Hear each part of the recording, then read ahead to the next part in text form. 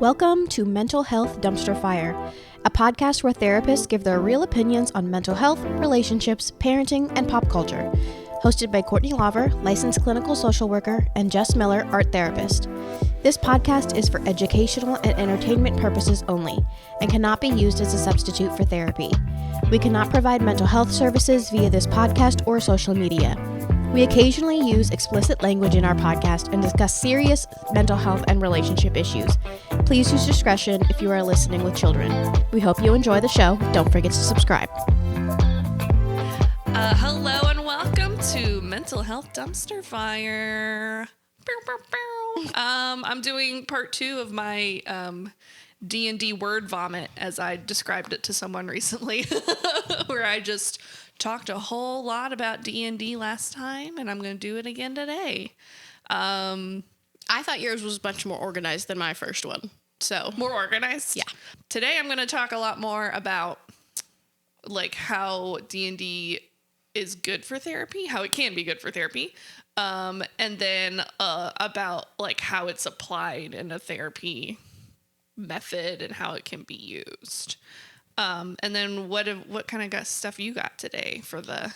I will have some more Dungeons & Dragons related Reddit stories. Yay! Okay, that's what I was hoping for.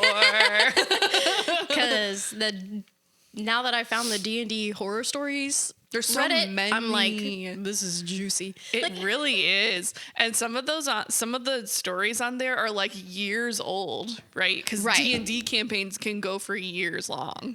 Or decades long for some people. Right. It's a lot of like the social dynamics are crazy. Yes. Yeah. And it can get so messy so fast, and it's fascinating though. It's kind of like a little like petri dish of a case study of people. Yep. It's fascinating. But yeah, so that's the theme for today. Yeah. I'm excited. Jump into it. So, D&D for mental health. What does D&D even help with when it's used in therapy, or what can it help with? Right off the top of the bat, first thing I thought of emotional regulation, because you're playing as a character and you're role playing as this character. So you have to think about how that character would interact with others. And that kind of helps you learn how to interact with those people too. Right. So it's like practicing out skills. And that's what a whole lot of this stuff is going to be about, is just basically practicing skills. But emotional regulation is pretty huge in general, with like, because role play in therapy is a pretty regular thing that's been going for a while. I think in the 80s is when it kicked off. So I have a lot of different sources and I can list them at the end. But role play in general is something that has been shown to help clients improve their emotional regulation across the board.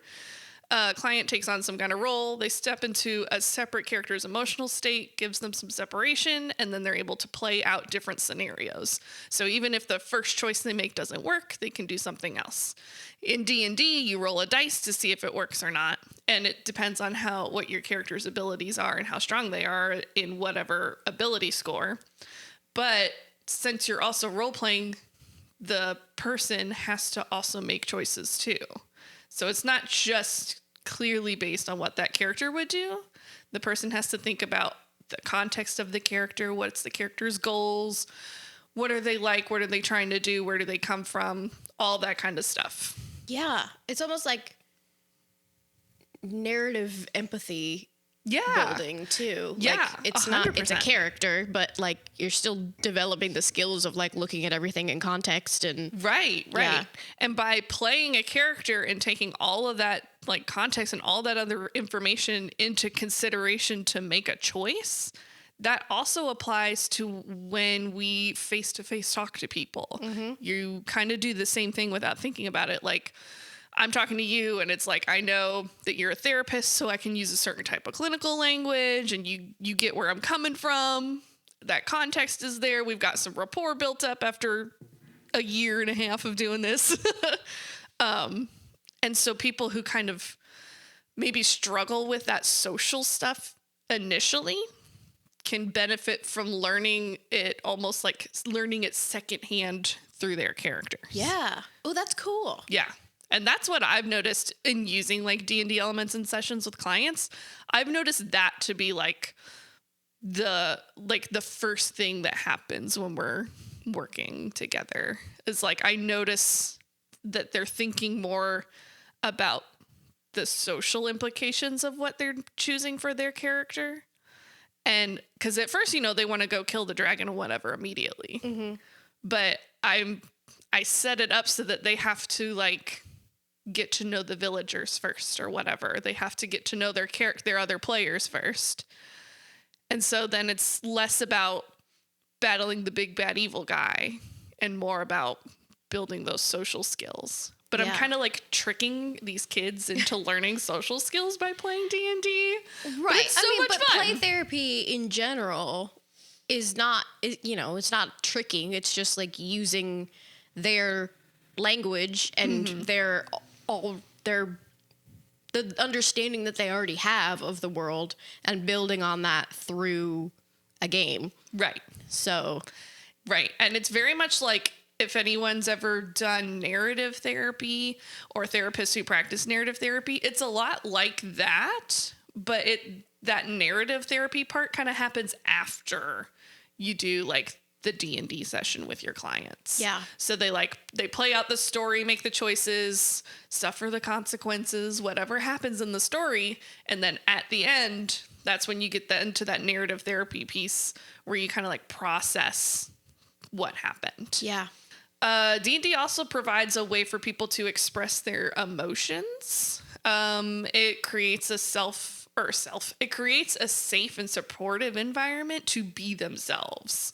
So yes, they are playing a character, but they can't completely 100% remove themselves from that character. Right. Every D&D character I've created, I've got some kind of attachment to where I kind of like project my own stuff onto my characters. Mm-hmm. But that's encouraged in D&D because then it makes it more immersive. It makes it more exciting and it makes it more impactful when your character achieves something or goes through some kind of like stressful situation and comes out the other side. Yeah. So that immersion into the character is kind of what makes D&D so impactful as a therapeutic tool. Yeah. And a huge thing that I kind of didn't even think about this at first, but I was like, oh yeah, duh, is that it can help with social anxiety. Yeah. If you play in a group. And I was like, oh duh, yeah. Because the best way to combat and deal with social anxiety is to be social with other people. And learning social skills and then practicing them. Yeah. And then in using D&D to practice social skills when you have social anxiety, again, you have that character you've created. You've got that separation so you can try out all kinds of things.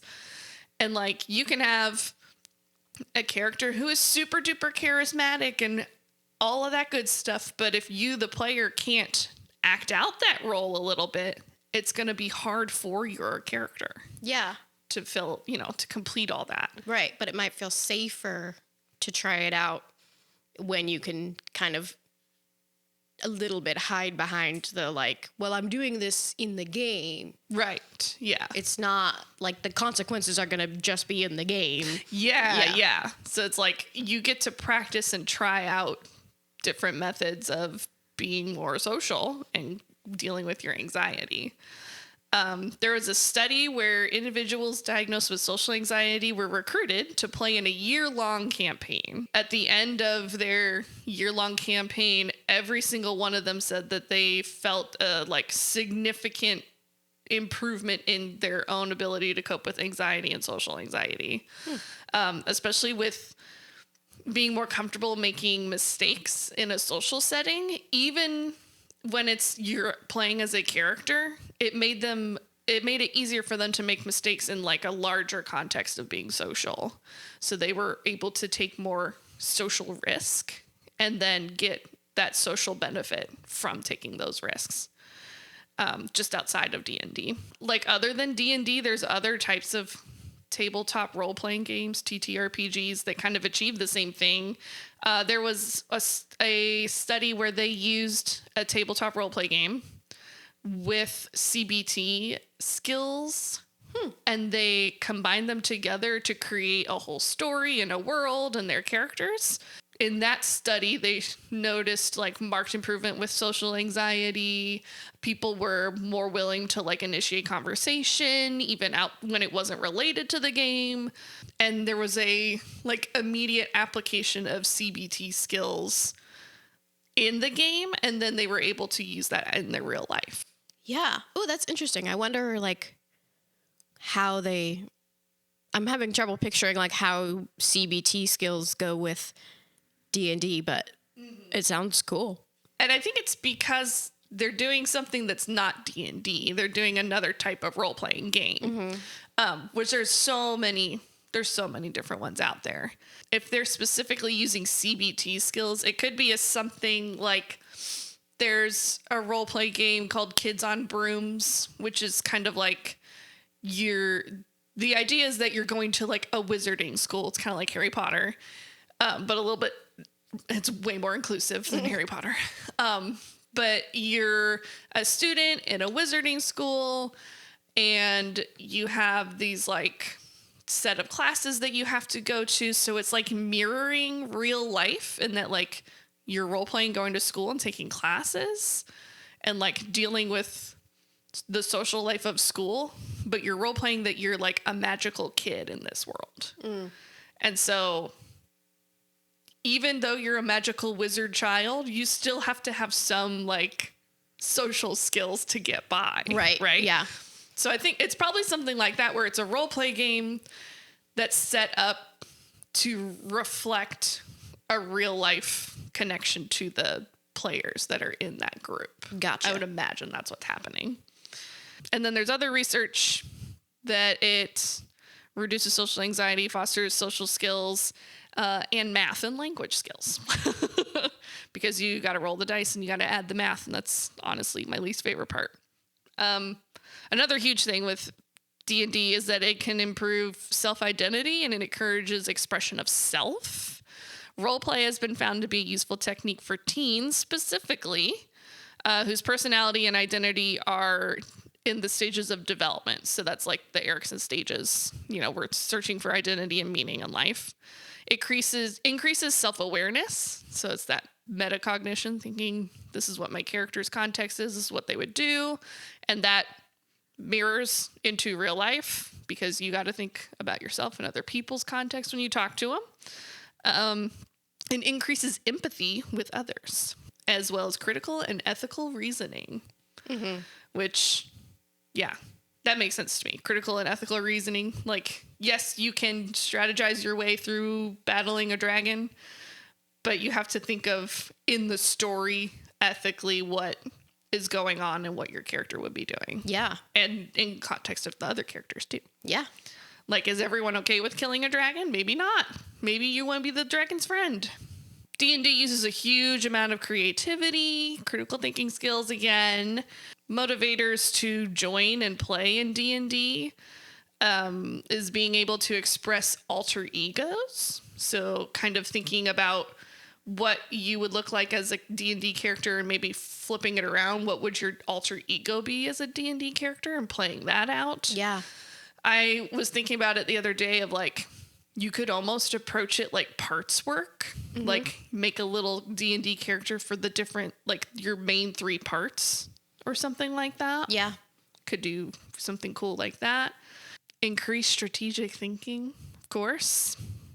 There's a link between these motivators of like expressing yourself and you're developing your self-identity, and then it reflected back in like helping people with their own spirituality, which is interesting. So kind of developing, I guess it's kind of like looking at their own personal values and then coming up with their spirituality from there. So right. Like, what do you believe in and what's important to you? What are your morals? Interpersonal skills, huge opportunity to practice and learn all kinds of interpersonal skills. It's been shown that in role-playing video games can also help with interpersonal skills, but in-person D&D Yeah. or virtual D&D has shown like way more improvement with interpersonal skill development than video games. Yeah, you have to use your problem-solving skills and collaborate with other people's problem-solving skills and figure out how to work together. Right. And in a video games, you can kind of like, once you learn how the game works, you can kind of like manipulate the game a little bit to your benefit. Right. But when you're all in a group role playing, you can't really do that. I mean, you could kind of try to manipulate other players, but that's not really like fair play. Right. I don't really know of a lot of video games with like online social components that aren't competitive with the other players. Right. Like there's some games, like there's some first person shooter games where you're on a team, like Fortnite or whatever. But even then, like, you don't really have to like communicate with with your teammates. Right. You can just kind of go and do your own thing and be like, and you're still contributing. Yeah. And in a lot of the video games, there's like a clear path to how you win the video game, right? You have to like get the certain achievements, get the stuff, blah, blah, blah, whatever. But in D&D, your choices and the dice fuel how the game goes. Right. So the DM could have it set up as much as they want, but it could go completely off the rails and into something entirely different than how it's began. Right. And that just creates an opportunity for that like creative growth and developing those skills in real time. Because maybe your character tried to do something, they failed really bad at it, maybe they died. And you have to like, now what are you going to do? Right. Or like maybe another character they were trying to save didn't make it. Something bad happens. Like, how are you going to deal with that? How are you going to cope with that as a character? How are you going to cope with it as your character? And then how are you going to cope with it as a group? Right. Like, how are you going to support each other through that? Right. Yeah. Very cool. So like grief processing stuff a little bit. Yeah. Which you gotta be careful, and I'll talk about this later too. You gotta be careful what we're doing in D&D with therapy, but there's a lot of potential for it to be kind of for anything. Yeah, and I would imagine the more skilled your therapist, the therapist is, the more you're gonna get out of it. Right.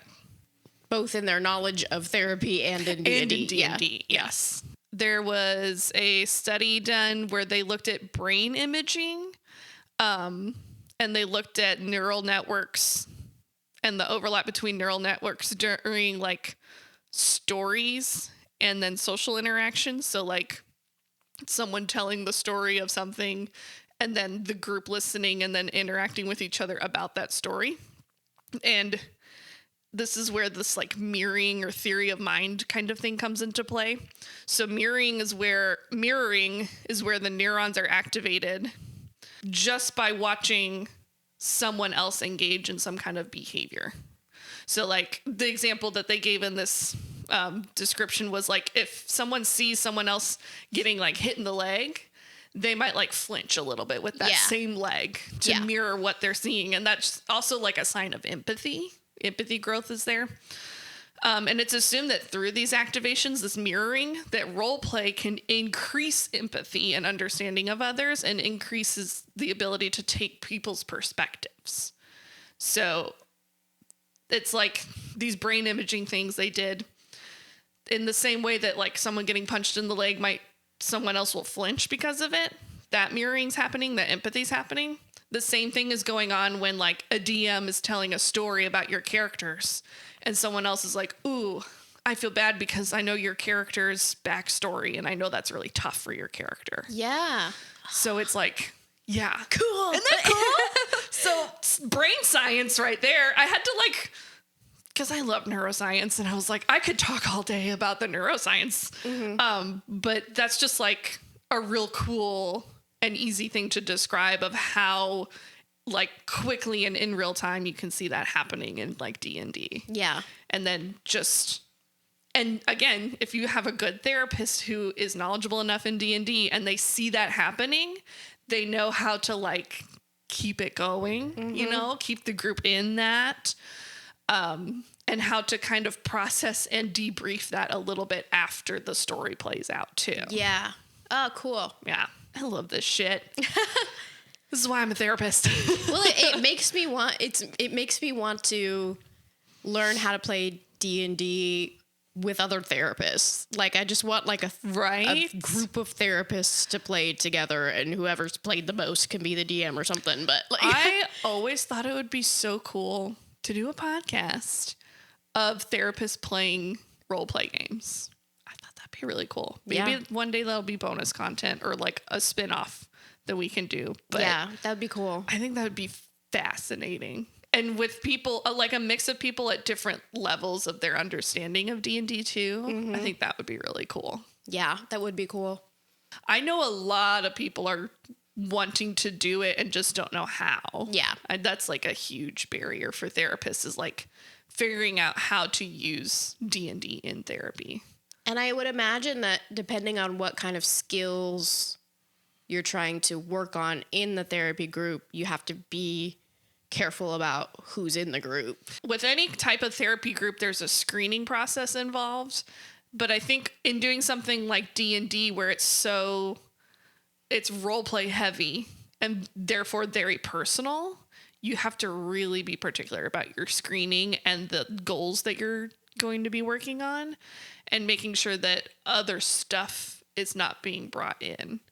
So like if you were to do a therapy group that was centered on social anxiety, people will come into that group most likely with some kind of trauma background, because that's often like a thing that will trigger social anxiety. But that group setting is not exactly appropriate to do. You can do some trauma processing, but not a whole lot. Right. Right? Because the point of a group for social anxiety is to be social. So trying to think of that through like how you would do D&D with that group, you would have to be really careful about the story you're giving. And that might not be a story where they go fight the big bad guy and there's a potential that your character dies. It might be something more low stakes of like the wizarding school style game. Or there's one that's called Kids on Bikes that's kind of like Stranger Things-esque type mystery game. Okay. Like Hardy Boys kind of thing going on.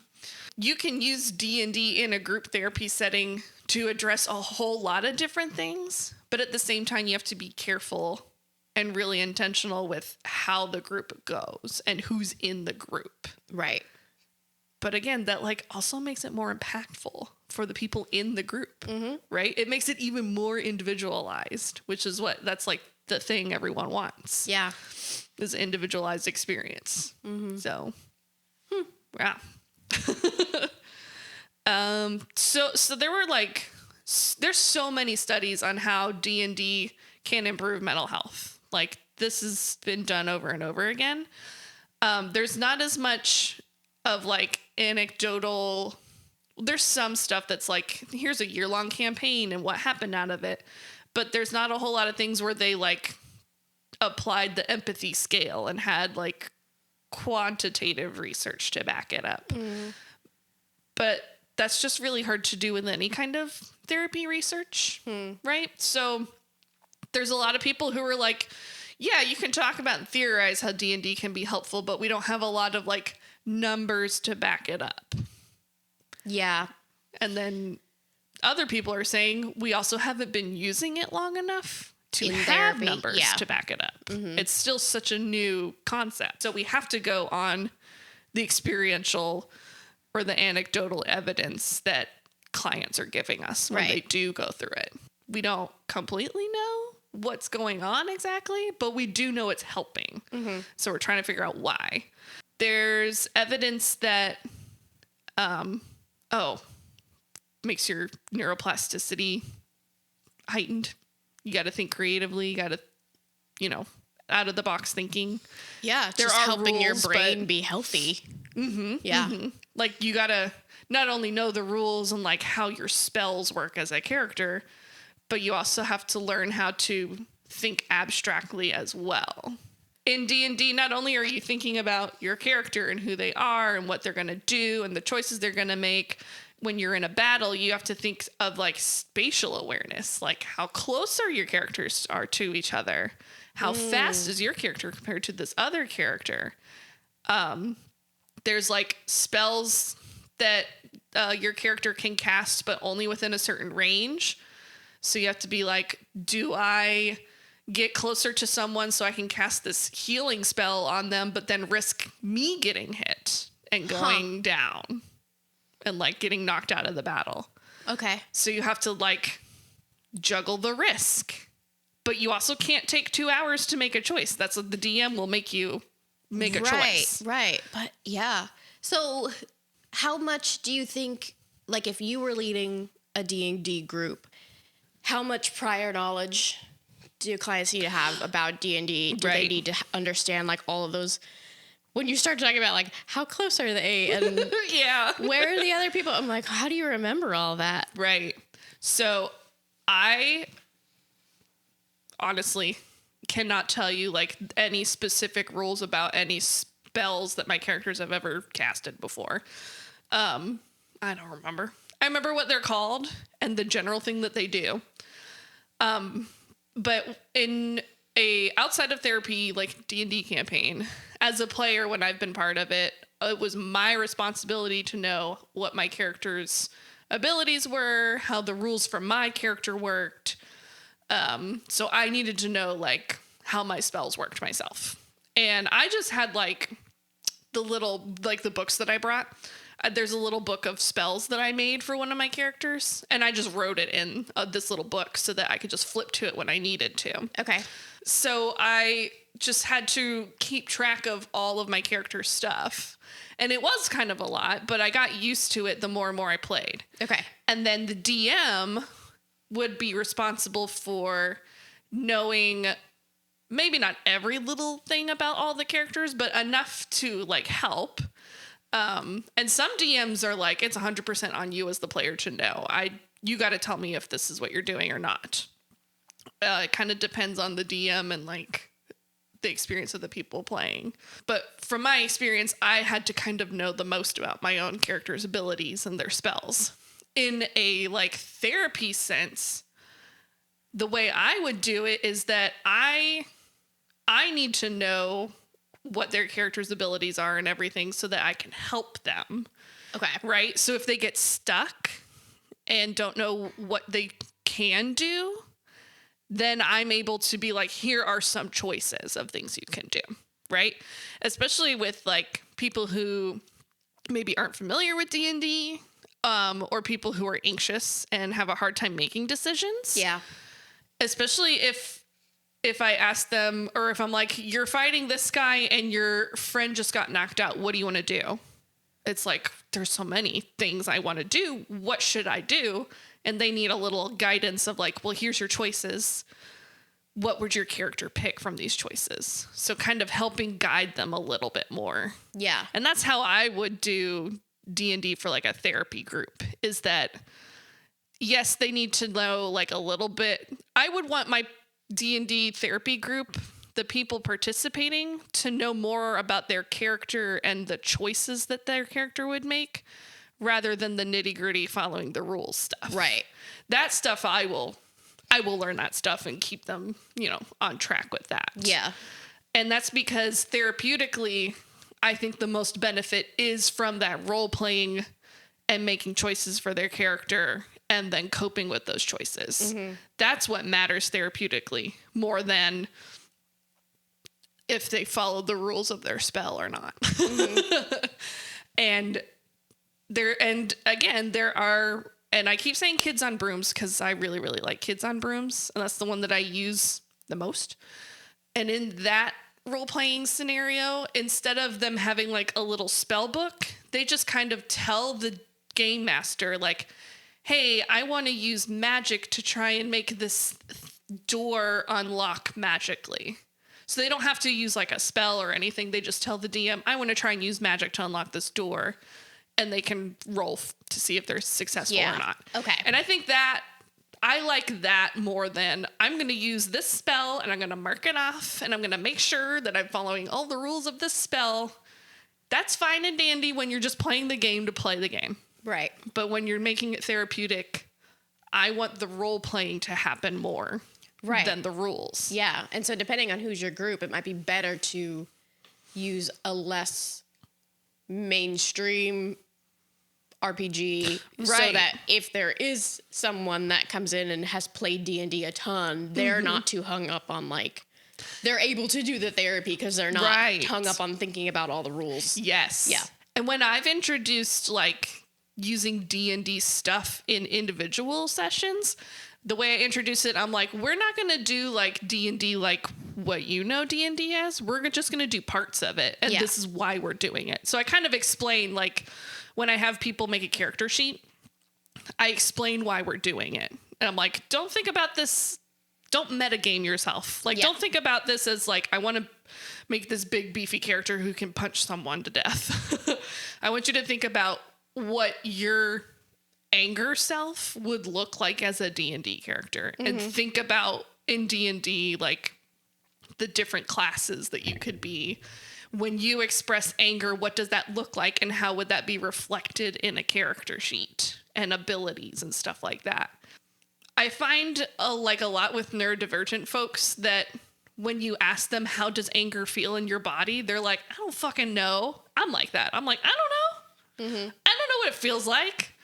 I just know. I just know I'm angry. Yeah. And so it's like, there's that disconnect, right? That like, what's it called? Interoception's not happening. So when you give them a filter or a lens like D&D, something they already know and understand and they get it and it makes sense to them, and then apply that to how they're feeling, then they're able to make those connections and be like, yeah, when I get angry, I don't rage like a barbarian in D&D. I like get mad, but I fuel it through something else. Yeah. I fuel it through what might be magic or something completely different. And that just is so cool. It's so cool. Yeah. Yeah. And it gives the client better understanding of themselves. Yeah. Yeah. Because they're able to think of it in a way that they wouldn't maybe have come up with by themselves. Right. Because they didn't know that you could use metaphors like that. Like, yeah. And like often, especially with teenagers, often what it is with me trying to get them talk about their emotions and like their self-expression, it's finding a metaphor that works for them. And anytime someone brings up that they play D&D, I'm like, tell me more. What kind of like, what's your experience with D&D and how did you like it? First of all, if they didn't like it, then I'm not going to make them make a character sheet or do a little one-off session or anything. But if they're like, they've really liked it and they liked this part of D&D, they liked the character creation part, and I'm like, okay, we're going to do that. We're going to make that therapeutic for you. And it's just like, to me, that's just kind of like, duh, common sense. That's like client-centered. Yeah. You take your client's own strengths and interests and you use that therapeutically. Duh, that's therapy right there. But it like people hear D&D and they're just kind of like, well, I don't know how that would work. So they're like, cool hobby, bro, and move on to something else that I understand. But yeah, it's so cool. It could be used in so many different ways. The character creation part's one of my favorite things to do with clients, though. Yeah. That seems to be, and like, honestly, that's one of my favorite parts of D&D is making characters and thinking about, like, I like to theorize out loud. Sometimes I'll be thinking about, I'm like, what would my dog be if she was a D&D character? And I'm like, would she be like a little magic creature, or would she be a fighter? Would she be like really high intelligence and really low charisma, or would it be the other way around? And it is the other way around. She's not smart, but she's very charismatic. And like, how does that play out if she was like in a battle? And just theorizing that is just that's just so good for your brain. That abstract thinking. Yeah, because even that, if it wasn't in a group setting, you could, if a client was having trouble with empathy, you could say like, well, you've made your character sheet. Let's make one for them. Yeah. How would they interact in this situation? Right. They could make a character sheet that is them, and then they can make a character sheet that is like their partner if you're doing couple stuff, and like thinking about how would your characters interact in a conflict where they're like battling a dragon. Mm-hmm. What would they do? How are they going to figure this out? How are they going to communicate? And then mirroring that into, okay, so how do you communicate as a couple? What are your like pitfalls? What's hard for you? Oh, that's reflected in your characters because this character can do magic about it, but this character can't, and he gets left behind all the time. Yeah. Oh, yeah. And I've done similar, not really similar, kind of similar, but like I've done family therapy before where I did in activity, it was a values sort. Yeah. So they picked their top 5 values, and then I had them do, so these were separate sessions.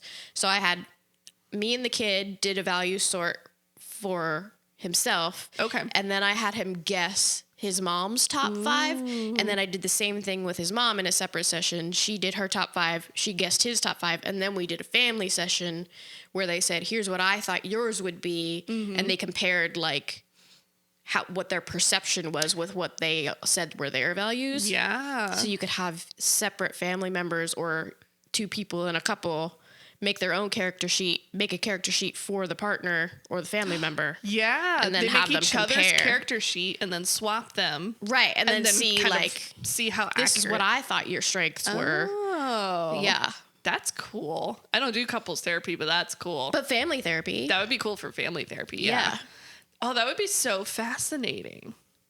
That's just a great like conversation starter for a family. Mm-hmm. Of like, oh, why did you think that I would be a wizard and not a sorcerer? Mm-hmm. And they're very different. Come at me. They're very different things. But one is a book nerd and one is inherently magical. But like, yeah. So like if someone was to say, oh, I thought you would be a wizard. And they're like, no, I'm a sorcerer. I just have magic. Another one's like, but I thought you were like, you would do all the research and all of the background knowledge to get your magic. Mm-hmm. It's like, oh, you wanted to skip a step? Is that what's happening? Or do you just feel like that ability is something that's just such a part of you that you don't need to research it? And then what is your magic? Yeah. What does that look like? Is that like purely like weaponized stuff? Or is your magic more like defensive? That's something that's interesting too, is like having someone picking out the spells that they want to use. Because you get a set amount of spells that you can use a day in the D&D world. And there's all kinds of different things where there's some that you can use twice. There's some that you can use as many times as you want within a day, whatever. There's different levels. But it's interesting to see how people pick them. Because you have to pick them before you go do the stuff, before you go interact with people or go fight whatever you're fighting. So you look at their spells and it's like they picked purely weapons type magic. They didn't pick anything for healing. They didn't pick anything to defend themselves with. They're just attacking. Yeah. And it's like, ooh, how come you only picked attack spells? Mm-hmm. You didn't pick any healing spells. What if you get hurt? What are you going to do if you don't have a healing spell? What's your backup plan, man? Or if someone is only picking defensive spells, it's like, well, then how are you going to get out of a conflict if you can't do anything except put up a bubble and get stuck? Very interesting. Yeah. Role-playing games encourage players to communicate and resolve conflict, not just between players or characters, but also between players. So a direct application of those problem solving and conflict resolution skills right there. Creates an atmosphere that can enhance social abilities, foster sense of connection. I have also seen that D&D can kind of help with executive functioning skills. And especially with flexibility, adaptability, planning ahead, organization, time management, impulse control, and then goal setting. Like goal setting is just like the executive function. Pretty much, yeah. You can use it for anything. But like The biggest things are the adaptability part and then the planning ahead and organizing part. Yeah. Because you have to do both. You have to plan ahead, and then you have to cope with, okay, my plan didn't go to plan. Right. Because you can plan ahead and be like, okay, if I cast this spell and this happens, then I can do this, and then I can get out of this conflict. And then you roll a nat 1, which is the lowest you can roll, which means you failed. What's your backup plan? Mm-hmm. How are you going to get out of it now? Maybe that was your last spell that you could use for the day, and you don't have a sword. What are you going to do? So it's like, and that's part of that impulse control too. And because a lot of the time, what I've seen in using like D&D stuff with individual clients is when they make a character that's like a fighter, and they want to go fight stuff all the time. I'm like, okay, sure. And then I'm like, okay, fight this. And they just want to hit it over and over again. And I've got it set up to where they have to be a little sneakier than that, right? It can't be that easy. You can't just hit it all the time. And then they're like, oh, I just want to hit it. And I'm like, well, you spent your whole turn trying to hit it and you didn't hit it. Maybe you should try something else. Instead of impulsively trying to just hit the stuff that's in your way. Mm-hmm. Getting them to think a little more creatively. Yeah. How am I going to get out of this situation now that I know I can't hit the thing until it's gone? In D&D, if you have a weapon, does it ever break, or... It can. Is there like only a certain amount of time you can use it or something like that? I'm picturing like Zelda. Yeah, or like the weapon wears out, you have to make a new one. I mean, I would say that kind of depends on how the DM is setting things up. Like, I don't think I would do that unless, like, someone's trying to, like, hit a boulder with a sword. Then I'm going to be like, well, your sword's bent now, buddy. I would just be like, okay, realistically, you hit a stone wall with your sharp weapon. Nothing's going to happen except maybe your weapon breaks. Yeah. But it's not part of the traditional game. Like, if you have a sword, you just get to keep your sword. Yeah. Okay. I haven't played it in a way where people are like, yeah, your weapon's worn out, you need a new one. Okay. But, I mean, it could happen, maybe. Yeah, I don't know. There's also the potential where you can find a magical weapon, and those give you, like, a little extra boost to what you're trying to do. And then there's some magical weapons that can also, like, not only are they strong and give you a little more damage, but maybe they give you an extra turn or something like that. Okay. So there's, you can accumulate magical items that help you boost maybe some of your weaker areas of your character's abilities. So what are some drawbacks to using D&D in therapy? Because there are. So potentially, if you have people who are in like a therapeutic D&D group setting where they're role playing and thinking about themselves a whole lot, they might get overwhelmed with that concept and shut down. There's also where some people can come into a D&D group therapy thing and they're really over controlling, like really rules heavy, right? They want to follow the rules, and that's not how it's going to work. Yeah. And then that could become an issue too. So again, with every therapy group, you got to really screen who's going to be in the therapy group. And like if I haven't done a D&D therapy group, I would love to. I haven't done one, but I would probably have like a regular screening form thing, and then one about their experience with D&D and like, how long have you played? Have you ever played? What do you know about it? What are you hoping to learn from D&D? Like specific to the game kind of stuff, to kind of screen out maybe some of the people who are a little like, a little too into the rules. And they, in this one of these studies, they suggest if that does pop up, to offer alternative coping skills right there in the session. Yeah. So you could turn it into a therapeutic learning opportunity in the session if you felt comfortable doing that. So like if I were doing a group and maybe someone slipped through the cracks and I didn't realize that they were really, really into the rules of their spells in D&D, I could be like, all right, like, hang on a second. Let's take a deep breath. Let's talk about it. Why are you so stuck on using this spell right now? What are your goals? So bringing them back into the therapeutic elements of the game, not the rules of the game. Okay. So, like, kid's really stuck on the rules about this spell that he wants to use and how it works. And so he wants it to go a very certain way. And then I'm like, what's your goal, though? What are you hoping is going to happen? Because maybe you do the spell and something different happens. What are you trying to do with this? And, like, basically, like, don't tell me how to run the game. Tell me what you're trying to do, and I'll tell you if you can do that or not, if it's going to work or not. Or maybe I'll be like, roll the dice 50-50. We'll see what happens. Some other setbacks or drawbacks. If you have a group setting where someone is more shy and more withdrawn than the rest, they could get kind of lost in the game, or not lost in the game, but like lost where they're not really participating in the game anymore. So if you're in a group of 5, 4 of them are really into the role playing now. They're really comfortable.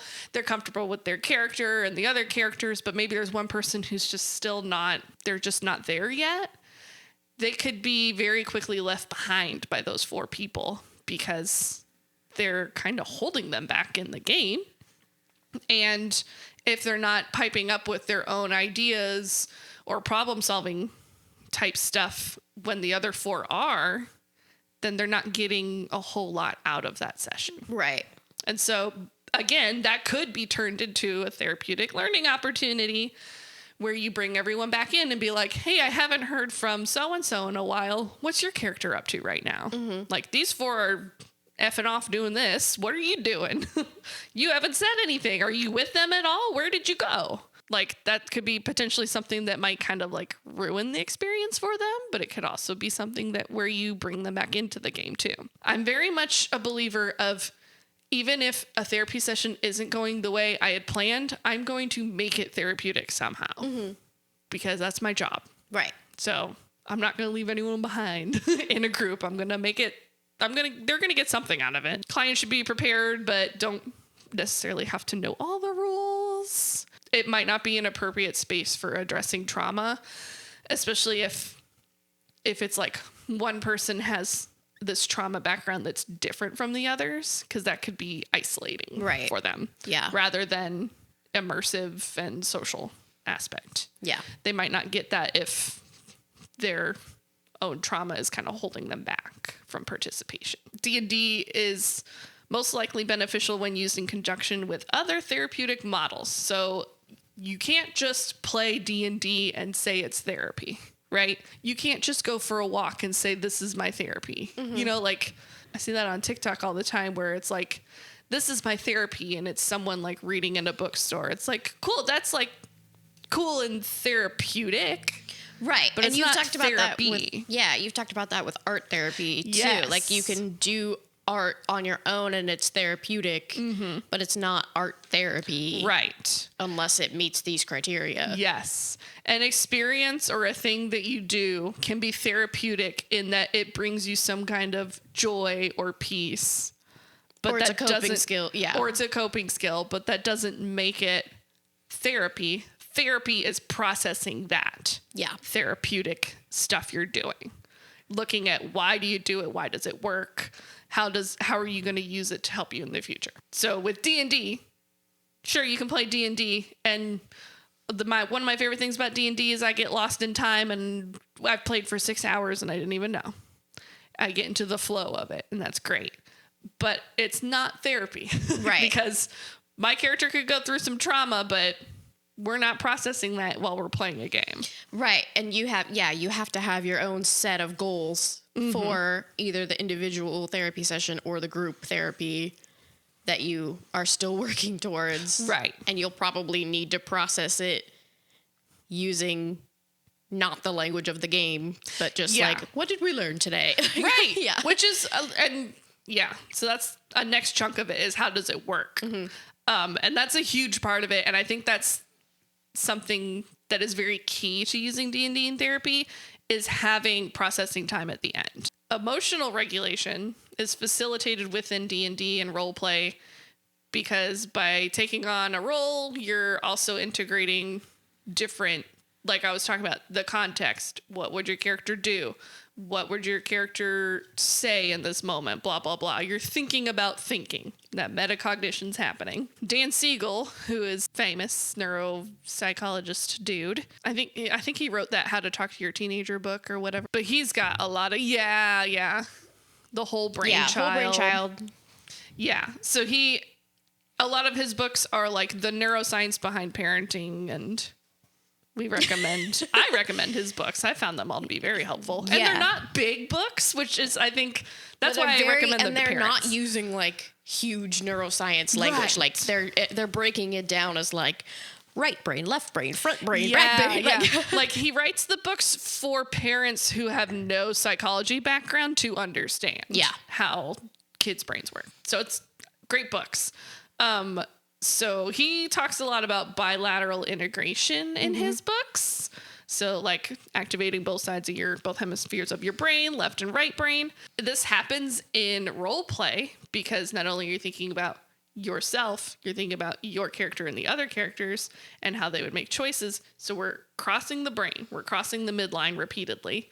And that's kind of like, that's where the magic of therapy happens, is when we can get our clients to do that. That's the like really, really layman's term about how that works in the brain. He also has some YouTube videos where he explains it a little more in depth, and I highly recommend looking that up if you're interested in bilateral integration. That's also something that happens in EMDR.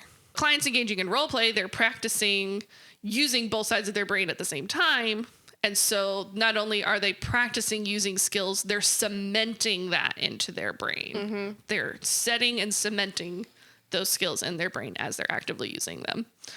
And this is why role play and role play scenarios in general in therapy have been so successful. Right. And like highly recommended, especially for developing social skills, conflict resolution, couples therapy. Because you do role play all the time in therapy. Like, you're going to have this conversation with your boyfriend. Let's play it out and see how it's going to go. Like, practice the words you're going to say. Yeah. It makes me think of The Good Place. Have you seen The Good Place? Of the episode where Chidi, it's like the last season, but Chidi is repeatedly over and over practicing in a simulation how he's going to break up with another character. Oh. And it's like, and he goes through like every possible scenario and how he would do it, and like none of them work. And the story behind that was that breakups are hard and they suck no matter what you do. There's no perfect way to break up with somebody, was kind of the moral of that.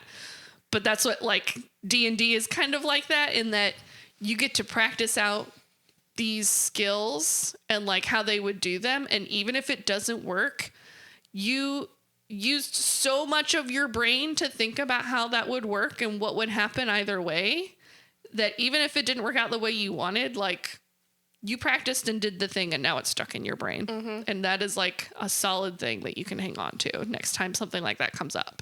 Brains are magical and scary places sometimes. Yeah. Oh, that's so funny. I remember when I was in supervision, when I was a new therapist, and my supervisor would always want to role play. She was like, here's this problem I'm having with this client. Okay, maybe you could try this. Let's role play it. And I would always be like, don't make me do it. But I would remember what I was doing. And now I use role play in therapy all the time. And I'm like, I used to hate this, and now I make you do it. Like, yeah.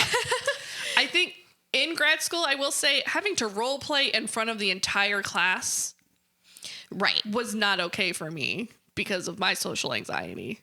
That was like nightmare fuel. Yeah, and I think it was scary for me because I was doing it with my supervisor. So I was trying to like be my therapist, pretend to be I'm trying to be my best therapist self right now. And I'm trying to do this correctly. Right. And just tell me what to do. Like, like just tell me what to do. Give me the advice. And then it's like, but that's not what therapy is. Yeah. So I'm not going to do that. But yeah, I mean, honestly, that's what they say, like, for teachers, that's what they say, like, the highest level of learning in your students is when they can apply and also teach the material to someone else. Like, that's kind of also in therapy. That's what you're doing with role play. You're applying and practicing out how you're going to use that skill. Yep. Yeah, D&D therapy, it can be used in individual sessions, but the most therapeutic benefit seems to come from group settings, most especially. And it would take less adapting if you're in a group, right? Less adapting or more adapting? What kind of adapting are you thinking of? Like adapting of the basic game. Of the rules. Yeah. Yeah, like with my individuals, we're not really playing D&D. We're just doing parts of what is involved with D&D and just doing it therapeutically. Rather than like, here's a campaign with quests and side quests and a goal. It's more like, like creating a character or just having like, here's a situation. What would you do if you were this character? Yeah. But within role playing, there can be some resistance in a group setting because in a group, and I always use teenagers because that's who I work with, but it's awkward. You don't know the people very well. So in the beginning, it's hard to get any kind of facilitation of group therapy with role play because they need to build rapport between themselves and each other, right? Like, not only do they need to get to know the other people that are playing D&D with them, they need to build rapport with the character they created too. They need to get used to playing as a character and not themselves, but also recognizing that part of themselves are in that character. Whoa. So the first several sessions are always going to be hard in any group, but I feel like in a group that is heavily about role play, it's even more so. It's like, I almost wish these kids were just friends already because it would be easier. Right.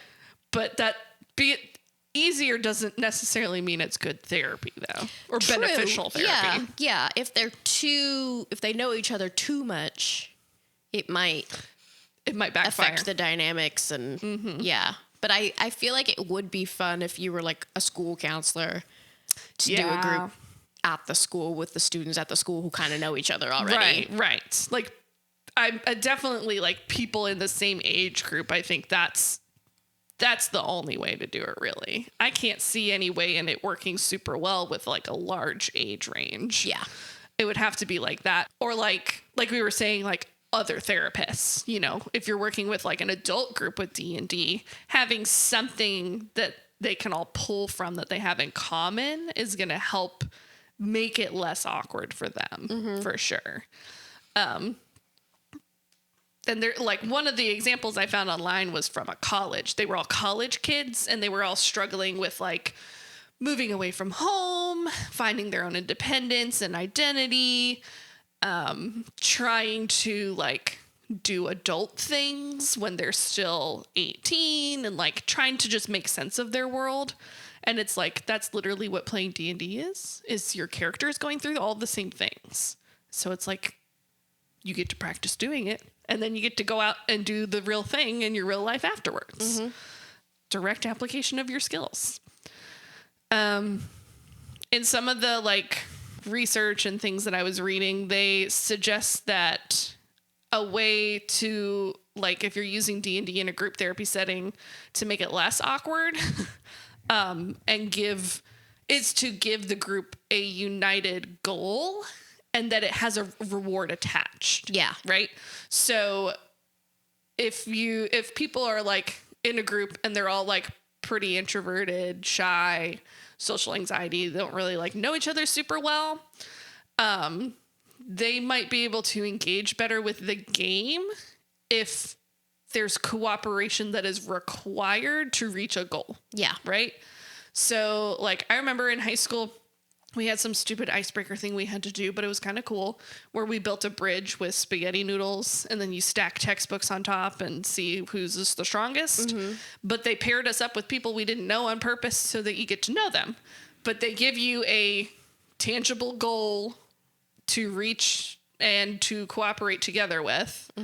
And so we didn't have to like do the awkward icebreaker of, these are 2 truths and a lie about myself. Figure out which one's the lie. I hate that game. Like, it didn't have to be so, like, awkward because there was a goal to reach that didn't really have anything to do a whole lot with us as personally, but we were all reaching for a goal. And that's kind of a way in doing a D&D group it's doing the same thing. You're giving them the goal, the quest to all go on together. Yeah. And you're making sure that it's a quest that all of their characters are going to want to do too, which can be tricky sometimes, but something that ties them all together like that and has some kind of reward. The reward is usually something like in game, like they get a magical item or they get a new character thing added to their abilities or something like that. From my experience, if you tell them they get a shiny magic sword, that's enough. Like they're like, we can do that. We can do that. And one person gets the shiny magic sword and someone else gets a magic wizard's hat or whatever it is, something that all the characters can get. But they all have to finish the quest to get it. Yeah. Which is the basics of D&D. And basically, therapeutic D&D works because it's all experiential learning. They're actively learning the skills and applying them immediately through role play, just over and over again, even if they don't realize it. So I was just looking at examples of like how D&D can be used in therapy. And I found at Johns Hopkins University, I don't know if he's still doing it. This was from 2023, but there's a guy who was a psychologist who was running a D&D group for college students there. And it was called Social Skills Quest, which is a cute name, I think. It's a D&D centered therapy group run by psychologist William Nation with help from a doctoral intern. It was originally introduced in 2020, and then this was written in 2023. But it's an approach to group counseling combining role play and traditional therapy. Nation describes D&D and therapy as like a sandbox world that the characters and the players get to build in. It allows you to experience things in a way that is different from the way you would experience them if it actually happened to you. That's a sort of psychological distance between you and whatever you're engaging in. And that's what makes it easier to therapeutically work through stuff. This distance can be extremely useful in therapy since players can explore their real life problems without potential discomfort of a one-on-one counseling session. So this would really hit off with college kids who are kind of seeking out social interaction any way they can because they're feeling a little isolated. Typical D&D session with Matthew Nation in this setting follows a 2-hour formula. So there's 60 to 90 minutes of game time. So role-playing the D&D scenario. Then after the monsters are killed or the adventurers are resting around the campfire, the players take a step back to reflect on the session and how it relates to their own lives. So they're processing how it relates to their actual life. Each campaign has 3 to 6 players. Sometimes there's multiple groups going at a time. Memberships of these groups tend to change due to people graduating, semesters, blah, blah, blah. But regardless of how many people are participating, the support remains the same. Everyone loves it. Different players get different benefits from being in these groups. So they talk about like anxiety seems to be the big one, playing out interactions without any real world consequences. And then those that are experiencing isolation on campus get to go meet new people by being in this group and improve their social skills. He gives an example of someone who was in this group and how it helped them. He says, I worked with somebody who had experienced religious trauma, and they found it very difficult to talk about that. So they created a character in Dungeons & Dragons that was a druid who had previously been a cleric, and their god within the setting had died. So a cleric is like someone who fights and heals on behalf of a god. And this character, their god had died, so they had to pick something new. None of that is true in the real world, but the person was talking from their own experience of being a religious person in the real world and how they grieved the loss of their religious experience through this character. So they were able to kind of process some grief from religious trauma by creating a character who had not exactly the same experience, but something that kind of elicits the same response or like that same grieving process that would be occurring in their life. And then D&D also offers a more universal benefit. It's just stress relief. Having a fun game to look forward to can be some of the greatest perks of being in a group. especially during midterms and finals. And he was even teaching some students how to like be their own DMs and do campaigns outside of the therapy space, which I thought was kind of cool. So he was encouraging them to like take this social interaction and spread it out across campus as much as possible. And then I found a therapy practice called Therapy Unlocked based out of Texas. And they offer a lot of different therapy services. It's a pretty big group. But they have a section that was therapeutic tabletop games. And so they have like a write-up description on their website, like most therapy practices do. But they have this like write-up about what their sessions look like for tabletop games. So they have Dungeons and Dragons therapy, where there's 3 to 6 clients and they gather with a therapist, the DM, for sessions that are 90 to 120 minutes. After a brief check-in, therapist sets the scene. The players engage with the narrative through their characters. Throughout the session, therapist weaves in therapeutic elements, carefully observing responses and guiding the story toward their therapeutic goals. So like any therapy session, you as a therapist, you come in with a plan for the session, but then you also adjust it depending on the needs and where they are that day that they come in. Individual Dungeons and Dragons sessions may involve the therapist playing multiple supporting characters along the client's protagonist, or potentially using simplified game mechanics. So just simplifying the game down to be one-on-one. In either format, therapists might pause the gameplay to draw connections between in-game choices and real-life patterns, or to process emotional responses that emerge during play. So taking whatever is happening and making a learning opportunity. Like, hey, I'm noticing that there's a pattern here with how you're playing this character. Let's talk about that real quick. Then they talk about groups that especially benefit from this kind of D&D therapy. They mention neurodivergent people, ADHD and autism especially, because it offers a supportive environment to their interests. The game has clear rules and a turn-taking structure, so there's routine and expectations are clear, and that can be really big for neurodivergent folks, especially if they're trying to do something like role play that's so open-ended. That can be really intimidating for people who need some kind of clear guidance.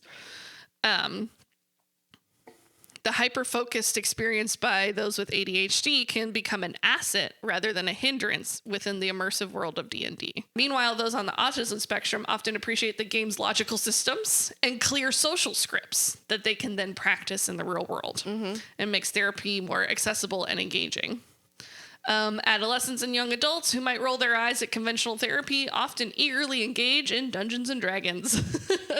The approach sidesteps resistance by presenting it as a game first, which creates a backdoor to therapeutic work through an activity that feels relevant and interesting.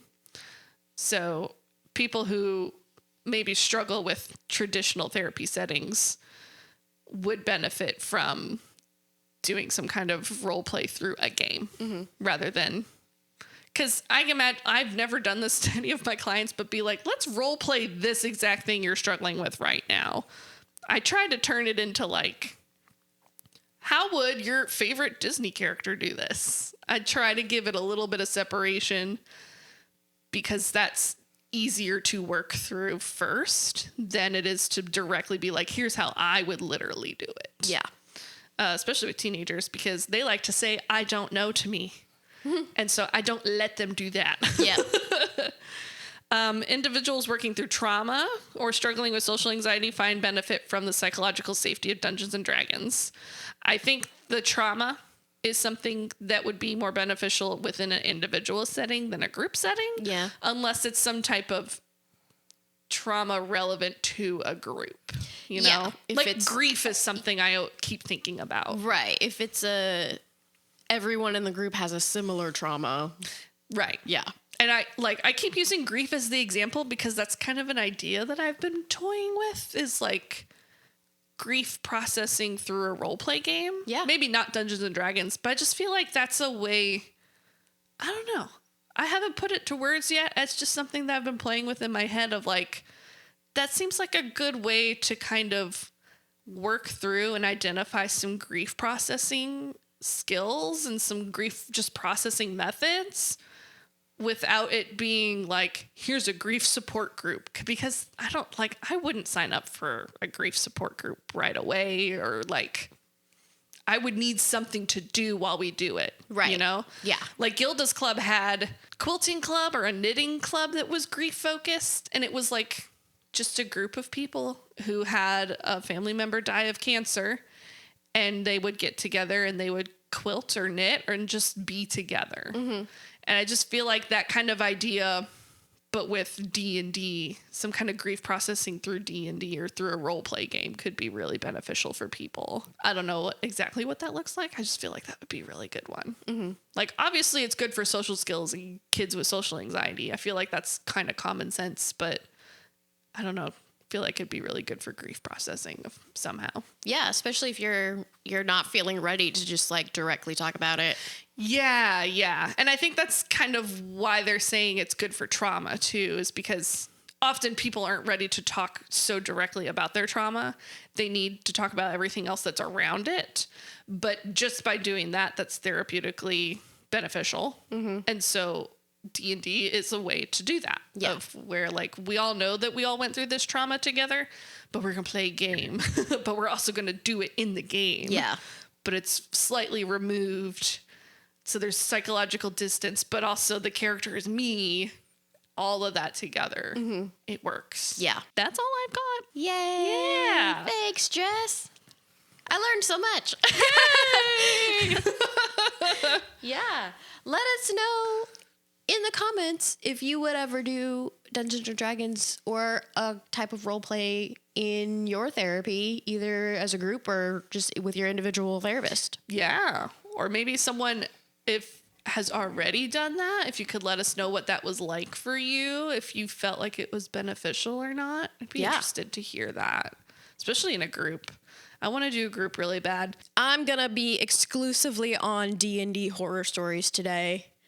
I have sorted them by the top posts of the month. Okay. And we're going to see what happens. Hell yeah, I'm excited. The title is Player Says I'm Allowed to Cheat Because My Character is a Wizard. Okay, let's hear it. Okay, this was posted 25 days ago. I run a D&D 5e campaign with some friends I have known for a long time. It's a small group, 3 regular players with some occasional guest players. The campaign is well into year 2, homebrew setting, but fairly strict to 5e rules.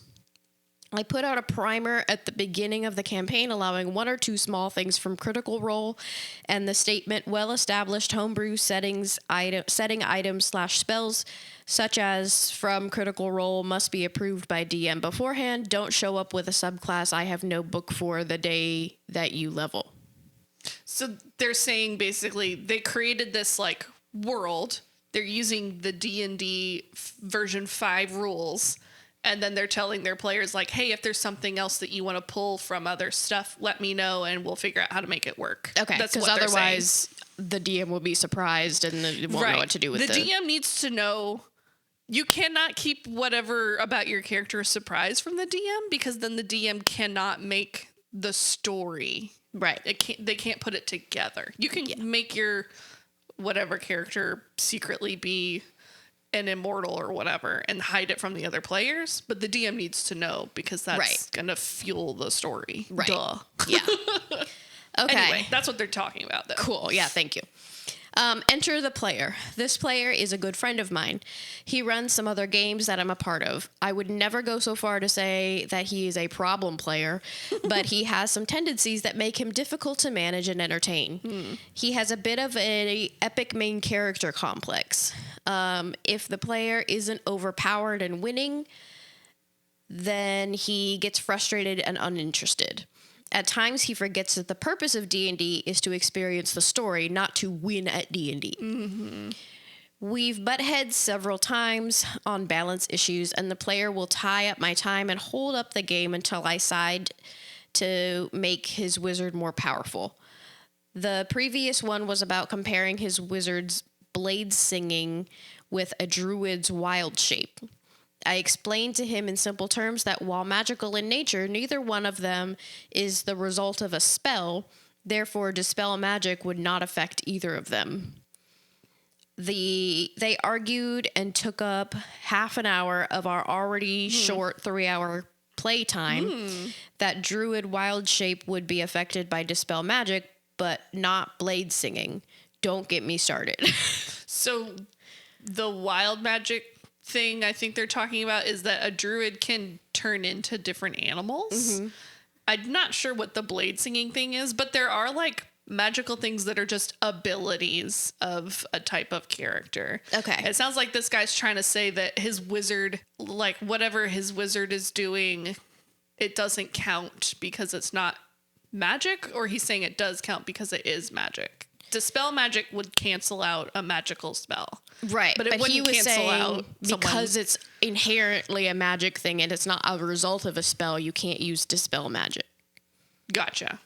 I mean, I would have to look up the rules to be officially sure, but I don't think you can, because like the idea is that a druid from being able to transform into a bear is because that's part of their religion of druidry. Yeah. That's just a thing that they can do because of who they are. It's not a spell that they learned. Okay, so the latest one just has me fuming, and it was a petition to allow Widogas transmorgification from Critical Role. Critical Role is an actual play show where they role play D&D together. Do you know who Widogas is? I don't know, because I haven't watched a whole lot of Critical Role yet, because so their episodes are like 4 hours long or more. They're really long. And so I just haven't watched it yet. But I do know Critical Role very often will come up with their own stuff for their games. Okay, so they've adapted D&D outside of the traditional rules. And they've created their whole role play game themselves. Wow. I haven't played it yet, but yeah, they're hardcore. They're into it. Okay. So this was a petition to allow Widogas transmorgification from Critical Role. I read it carefully, considered the advantages and drawbacks, and made my judgment. The player said that for roleplay purposes, he'd like his human wizard to change into an elf. Okay. I explained that, per the spell description, he would lose human traits and gain elf traits. That means his character would lose his free human feat and skill. Okay. That was the point of conflict. The player insists that there's no way race change would cause you to lose knowledge. I countered with 2 points. First, he claimed that this was for roleplay purposes, so why is he getting hung up on the mechanics? Second, this causes balance issues. Once per game year, you could just change races and collect traits, which is practically cheating. Yep. The player's mask slipped at this point. His response was, yeah, it's cheating. It's called magic. Magic is cheats. Without enough magic, I should be able to with enough magic, I should be able to do just about anything. No. At this point, I was frustrated and just wanted to move on, so I offered this. Either use the spell as intended and described, or use it purely cosmetically. Your character casts the spell and becomes an elf in appearance only, but permanently. Cannot be dispelled. No other traits change. Just for the sake of my sanity. The player refused. I abruptly ended the conversation, and that's where we're at. I kind of don't want to DM anymore. I'm not looking forward to the next game. I kind of want to kick him out, but then his spouse will quit as well, and the game will fall apart. Basically, if I want to continue playing, I have to give the player what he wants every time he feels like he's not winning. So, without knowing the exact mechanics of what's going on, it sounds like to me what he's trying to do is he wants to use this spell so that he can gain the benefits of being a human and an elf at the same time. And which there's benefits to both of them, and they're different. Yeah. So like I think if you play as a human, you get some kind of ability where you can like re-roll a dice like once a day or something like that. And then like a benefit to being an elf is that you don't have to sleep for 8 hours like everyone else. You sleep for a shorter amount of time, which means that you get to like do more stuff in the in-between, and you don't have to rest as often as everyone else.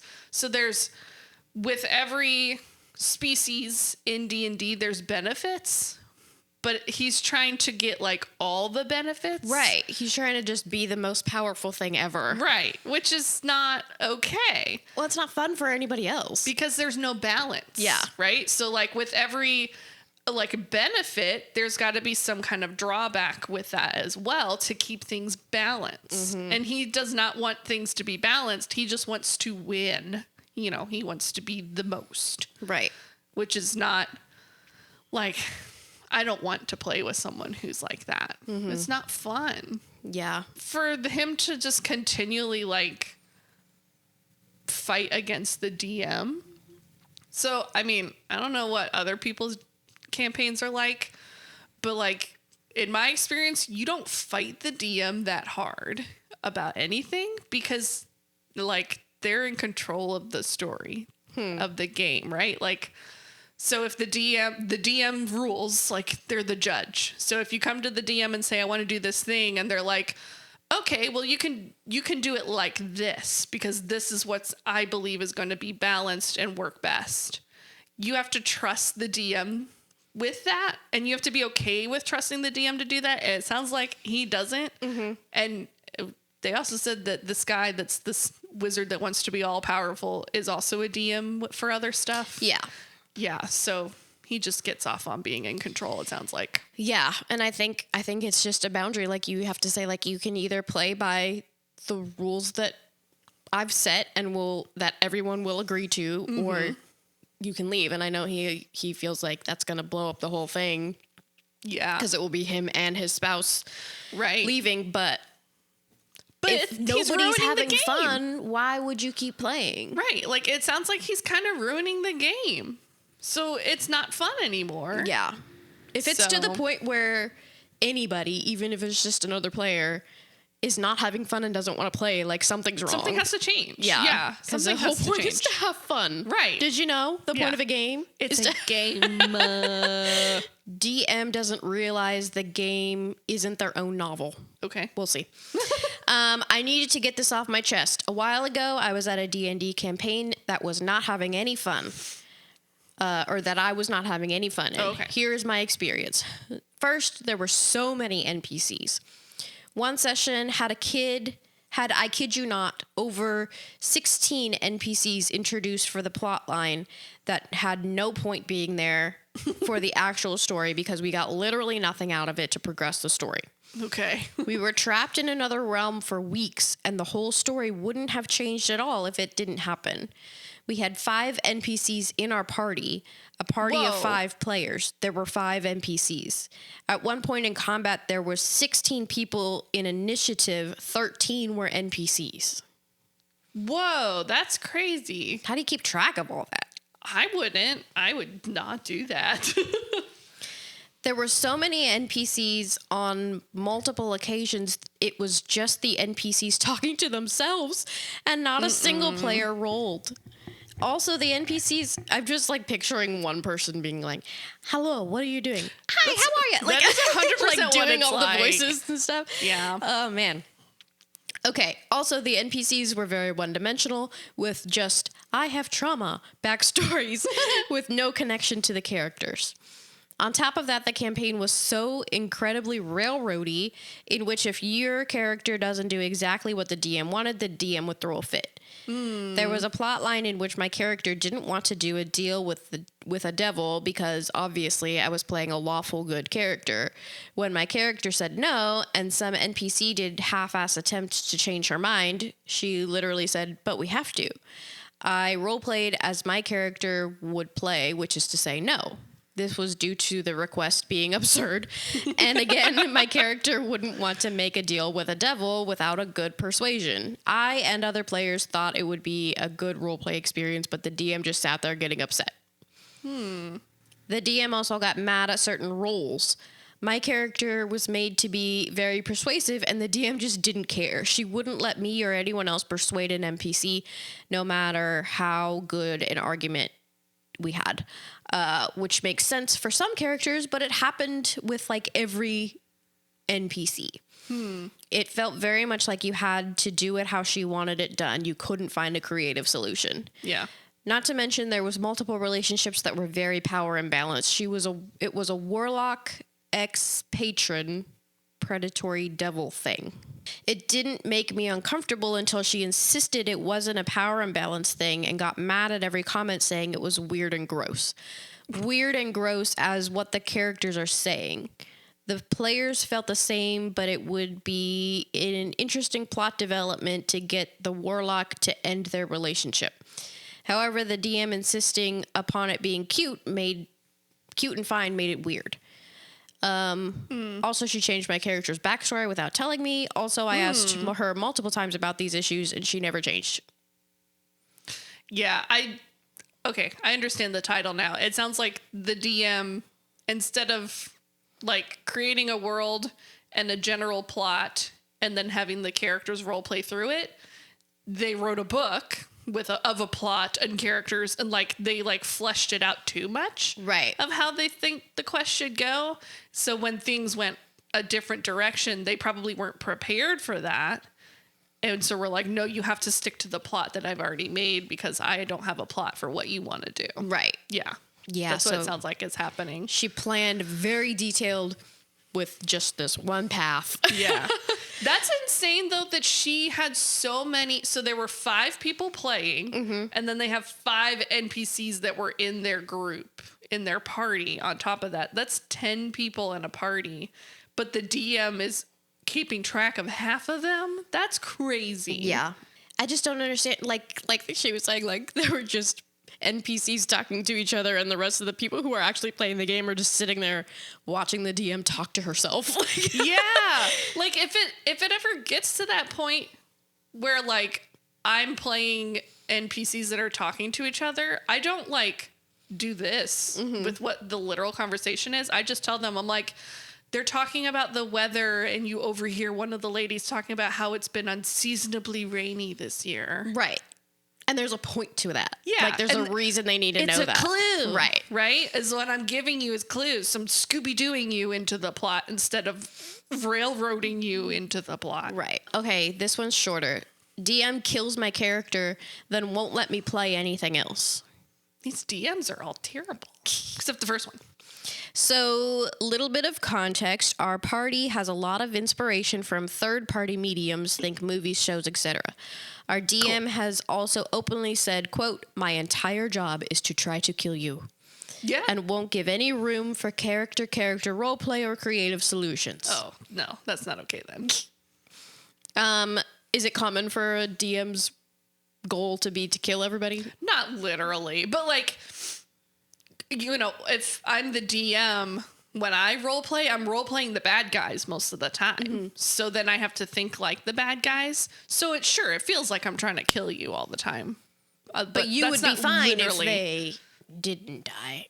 Yeah. Okay. Like, I'm not personally going to be upset if you survive or die, honestly. Yeah. Sometimes I'm upset if you die, and then I'm like, I feel bad.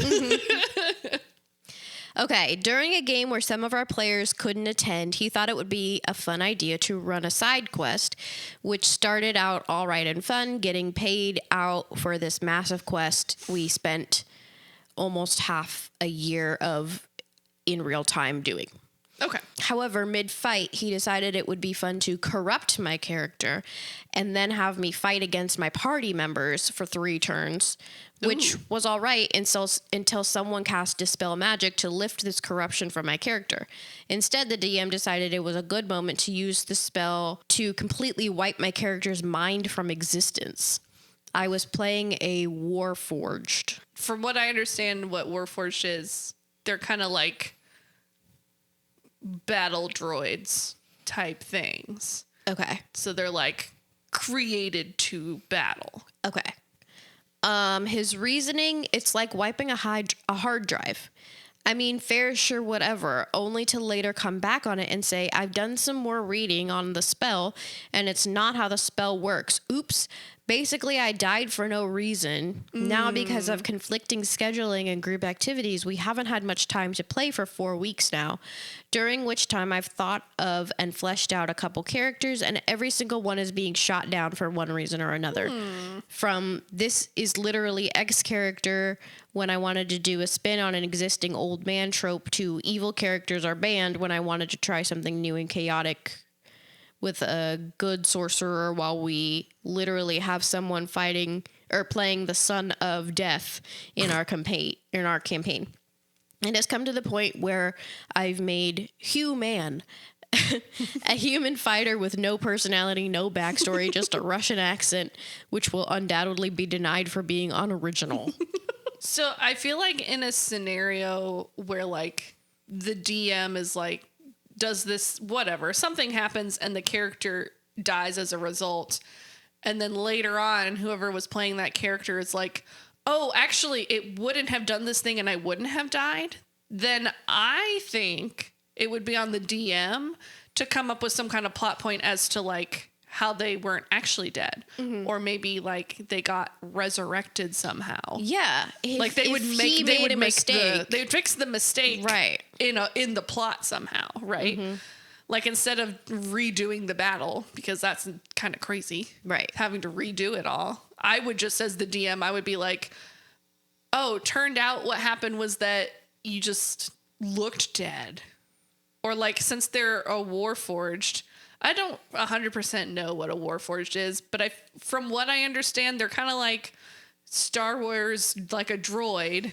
Okay. And they're like, their sole purpose is to fight, but they like, you know, they've got like a computer brain, but they are able to like talk. Like C-3PO is a language robot. Right. So he doesn't really have like emotions. I mean, they might, depending on how you want them to like interact with the other players or whatever. But they're basically like they're made to battle, but they can like talk and stuff and do things. Okay. Too, like people. So their argument was that by dispelling the magic that was making them kill their own players or fight their own players, that also like wiped their hard drive because a Warforged is made of magic. But then the person looked it up and said that that's not how that would have worked. So then, yeah, as the DM, I would have been like, okay, so how about your friends thought you had died, and so they left you behind maybe, but it turns out that you weren't dead. You just needed someone to reboot you. Yeah. Someone comes along, reboots you, and you find your way back to your party maybe, or something like that. Like, I would just kind of rewrite the plot a little bit so that they weren't dead anymore. Yeah. I would just make it work. Especially if you didn't want any new characters in your game. Yeah, because, like, they died, so they got to come up with a new character. And so they're throwing whatever they can at them and nothing, like... Yeah, I don't know. Weird. You got to work with your players if you're going to DM like that. Yeah. Like, if your player wants to literally do a character that's based off of a TV show character, then, like, you help them make it work. GM rewrote my character backstory and made me sing at the table. Pretty much what it says in the title. GM was very enthusiastic and asked for everyone's race, class, background a few weeks out from session 1. So far, so good. When we show up, he hands us all individual scripts to introduce our characters. Okay. He then proceeds to ask each person to act out a skit with him featuring their own character, which he had fully written new backstories for and experiences for. Mine had to sing. They have edits. I didn't read the comments, but like they said, "Thank you everyone for your concern. I'm okay." like singing is like dying. I don't know. To everyone that is shocked and appalled that I didn't instantly flip the table over, set the minis on fire, and jump out the window the second this happened, it's just a game. Okay, It was we got a mildly healthy- awkward for 5 minutes. got a healthy GM is a perspective. kind person and we play other games. When it happened, it was super unexpected and was something I never imagined would happen. So I wasn't prepared to deal with it in the moment. Neither were the other 4 players who did the exact same thing I did to be polite. We're not about to end friendships over misguided theater kid moment. We Okay. live, we learn. If we started another RPG, someone else would probably run the game and or this is something we would discuss in session 0. Yeah. So, but they did say that they left the game. Oh, so they ended up not playing. I guess. At all. But they're not like ending the friendship over it. Okay. Like, which is fine. Like, yeah, the dramatics of like D&D groups sometimes are like intense. Mm-hmm. People just like will burn bridges and end relationships. yeah. Like friendships over that kind of stuff. Yeah. I think it's a little messed up that the DM rewrote their like players' backstories and didn't tell them. Right. That seems similar to the last one where they're like, Yeah. I want it to be a certain way, so I'm going to make your characters for you, basically. Like, Right. give me the 'Cause- the skeleton and I'll fill it in. Like, Yeah. Because, like, if I was a DM and someone came to me and was like, here's an idea of a character, but I'm not sure what to do, I would help them figure that out. But I wouldn't just write their whole backstory for them and then give it to them on the first day. Yeah. And be like, dance monkey. Figure it out. Yeah. I think it's kind of funny that they had like this like skit thing where to introduce their characters. I think that's that could be nice for people who aren't used to role playing and need like something to go off of. I think that could be nice for that. But to just like come in and be like, I rewrote everyone's backstories and here's a script. Right. I think that's a little intense. Like, to me, being a GM or DM is way more collaborative than I think other people realize. Like, sure, if you're game master, you're the god of the game. You're kind of in control, I guess. Not really, but you have to work with your players, though, to make it fun and to make it make sense. If I'm a GM for the Lord of the Rings, and that's the story we're doing, right? And whoever is Gandalf decides, because in the books, Gandalf kind of fucks off and does stuff and comes back, then I got to fill in the plot to make it make sense, sure. But I'm working with whoever the character is to make it make sense. Right. You know? Because that's the point of the game, is that they have agency over their own character. Yeah, yeah. And if someone's new to D&D and having a hard time with that, I'm definitely going to help them. That's my job, is to help them. But it's not my job to drive the bus for them. Right. Right? That's therapy too. Yeah. I'm not driving the bus. You're driving the bus of your own therapy. I'm here to help you out. And I'm here to be a soundboard. And I'm here to teach you skills. But I'm not here to tell you what to do. Yeah. You do that on your own. Yeah. And then the original poster in the comment replied to one of these comments. They said, I'm the person who refuses to sit in the first 3 rows of a show because I don't want to do any audience participation. That's how little I want to act and sing. Okay. Yeah. Yeah. So rest assured, if you're ever going to a D&D therapy group for social anxiety, hopefully your therapist doesn't make you sing in front of everybody. I wouldn't. In the first session. That's a little too much exposure therapy. A little bit. I'm not into that. Yeah, that's a lot. I can't. Yeah. Like, that's a whole new level of participation. I was a theater kid, and I have friends who were theater kids. Mm-hmm. And if I was to like be the DM for a group and it was all of us theater kids together, I might do some shit like that. I might pull some silly little like... Maybe, yeah. But like, on the other hand, I was too scared to do theater, even though I would have loved it. So I wouldn't even want to do like an accent at a D&D game. Like, I would just talk in my normal voice and be like, I'm a character. I have friends who are like, they're going to go in on an accent if they play. And then I have other friends who are like, I'm going to say that they sound like this, but I'm going to talk like this. And it's like, that's fine. Yeah. Like whatever comfort level of immersion you're at, of role playing your character, whatever you're comfortable with, will make it work. Yeah. Yeah, that's a lot. That is a lot. You know, I'm glad that, you know, they did leave the game, but I'm glad they're not like, this is a terrible person. Yeah, because some people be like that, and it's a little like dramatic, unnecessary dramatic. Yeah, the way they had to specify in the update, like, I'm okay. Yeah, I'm not flipping over the game table and burning the minis. Yeah. That's so funny. You need to chill. Like, Calm down. yeah. Well, I think that concludes our Dungeons and Dragons series.